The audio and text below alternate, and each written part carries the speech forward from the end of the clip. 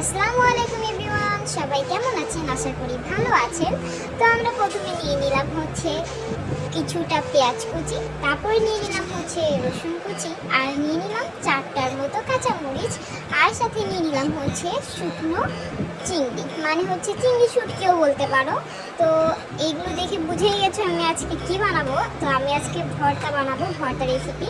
তো ফার্স্টে আমি একটু সরিষার তেল দিয়ে তার মধ্যে হচ্ছে একটু পেঁয়াজগুলো অল্প পরিমাণে ভেজে নিব, বেশি না, যেন ওই পেঁয়াজের একটা কাঁচা যে গন্ধটা সেটা চলে যায়।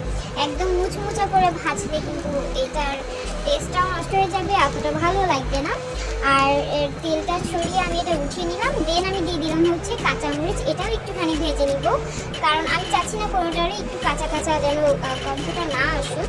তো তারপরে হচ্ছে আমি দিয়ে দিলাম হচ্ছে শুকনো চিংড়ি বা চিংড়ি শুটকি যেটাই বলো, সেটা দিয়ে ভালো করে ভাজতে হবে। এইটা আবার সিদ্ধ না হলে তুমি ভালো করে বাটার সময় জিনিস হবে না, ভালো করে একদম একটু একটু আস্তে আস্তে থাকবে। তো যার জন্য আমি ভালো করে ভেজে নিচ্ছি। আর এই তো প্রায় ভাজা হয়ে গেছে, দেখো দেখতে কত সুন্দর লাগছে। তারপরে আমি হচ্ছে লবণ আর কাঁচামরিচ একসাথে বেটে নিলাম। এটা একসাথে কেন বাটলাম জানো? লবণ আর কাঁচামরিচ একসাথে বাটলে অনেক তাড়াতাড়ি ওইটা গলে। আর তারপর আমি শুকনো না, আমি পেঁয়াজ আর রসুনটা একসাথে বেটে নিচ্ছি। আর এটা তোমরা ব্লেন্ডারও করতে পারো, বাট পাটা নোড়ার যে একটা আলাদা টেস্ট সেটা তুমি ব্লেন্ডারে কখনোই পাবা না। তো তারপরে এই যে এই ছোটো নোড়ার পাটাটা আমার আম্মু আমাকে দিয়েছে, যে আমি অনেক কিছু যখন রান্না করতে যাই বলে যে তুমি এগুলো ইউজ করো, বড় কিছু ধরবো না।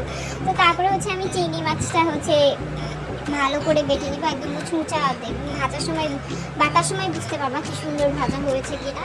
তোমরা হাতে একটা নিয়ে দেখতে পারো যে এটা ভাজা হয়েছে কিনা। তো এই তো আমার প্রায় বাটা শেষ। আর এটা যদি তোমরা শুকনো মরিচ দিয়ে করতে পারতে অনেকটা বেশি মজা লাগতো। তো তোমাদের ইচ্ছা, কাঁচা মরিচ দিয়েও করতে পারো, শুকনো মরিচ দিয়েও করতে পারো, বাট দুইটা দুই রকম টেস্ট পাবা। তো আজকে আমাদের ভিডিওটা এই পর্যন্তই। আল্লাহ হাফেজ।